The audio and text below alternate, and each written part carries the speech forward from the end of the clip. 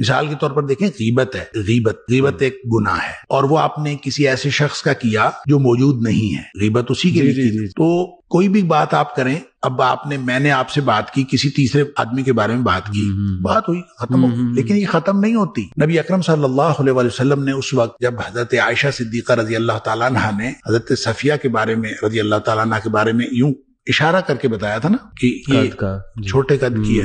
تو نبی کریم صلی اللہ علیہ وسلم نے فرمایا تھا عائشہ تم نے اتنا بڑا گناہ کیا ہے کہ اگر اس کو سمندر میں ڈال دیا جائے تو پورے سمندر کا رنگ بدل کے رکھ۔ اس کا مطلب یہ ہے کہ ہم جو بھی اس طرح کا گناہ کرتے ہیں جس کا تعلق کسی بھی دوسرے فرد کے ساتھ ہے تو وہ گناہ معاشرتی امپیکٹ رکھتا ہے، یہ ہو نہیں سکتا کہ اس کے معاشرتی اثرات نہ ہوں۔ اس لیے آپ کا گھر، آپ کے بچے، آپ کے اہل خانہ اور آپ کے رشتہ دار سارے کے سارے اس سے متاثر ہوں گے with the passage of time. وہ ون وے اور دا ادر کوئی نہ کوئی مسائل آپ کو ہوتے رہیں گے جب آپ گویا برائی میں جا رہے ہیں اور آپ اترائی